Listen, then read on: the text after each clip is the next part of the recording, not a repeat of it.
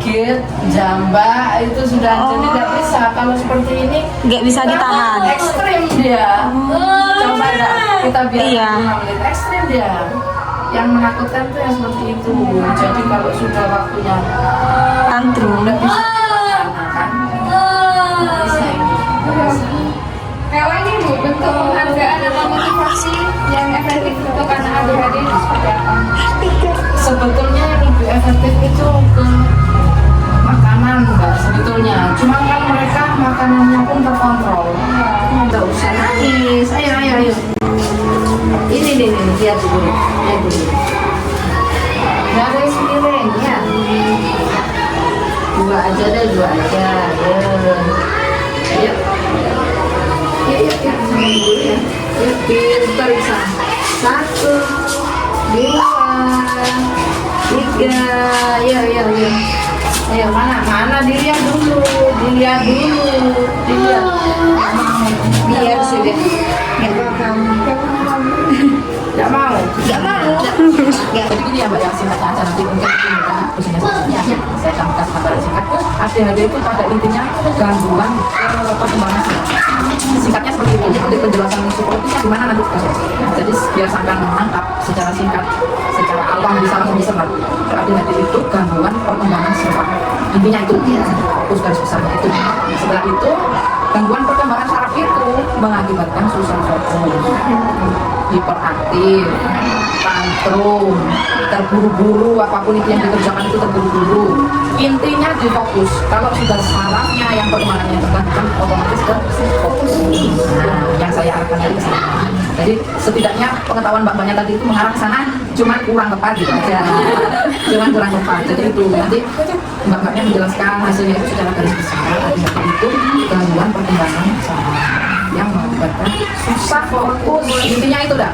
Susah fokus itu nanti bisa dikembangkan yang lain-lain, yaitu tadi tantrum, hiperaktif, terburu-buru, apapun itu.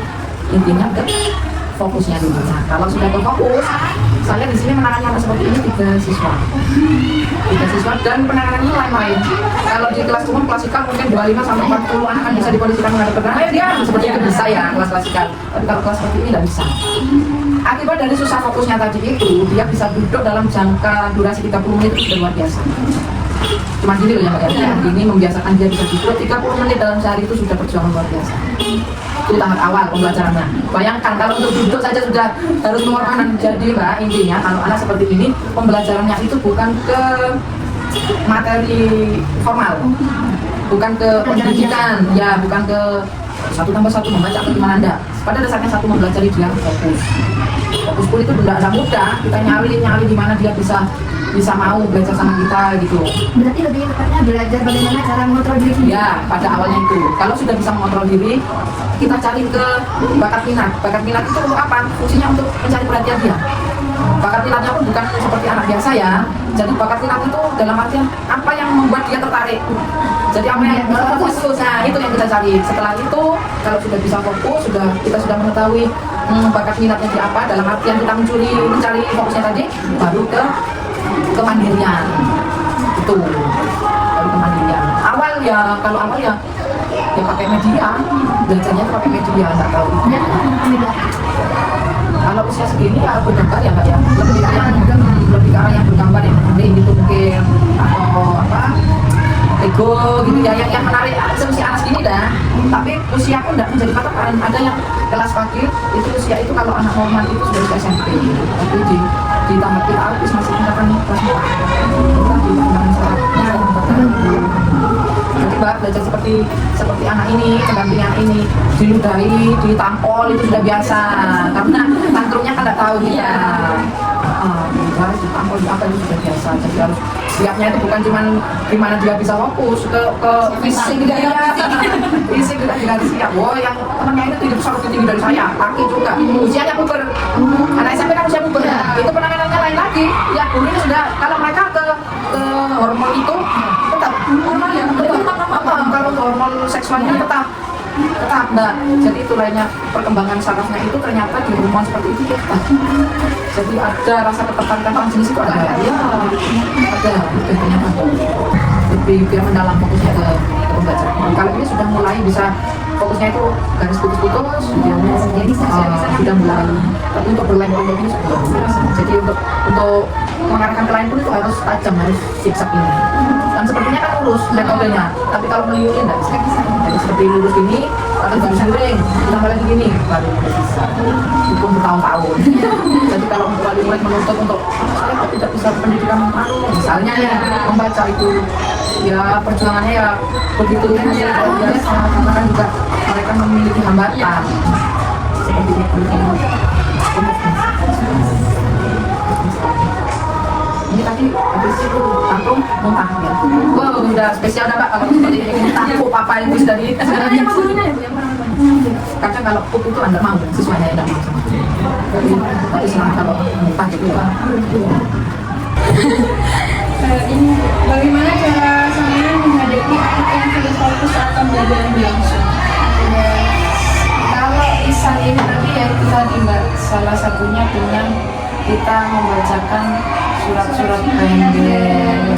Kalau untuk yang siswa ini, misalnya dia dari rumah tantrum entah kenapa gitu ya, jalan ke sini nyampe sini nangis gitu.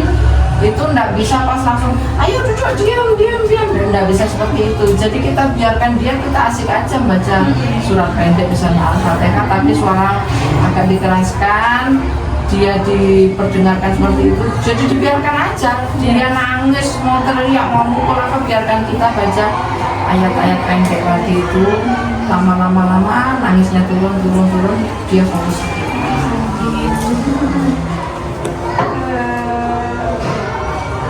Bagaimana perilaku anak adik-adik yang paling sering terlihat di kelas?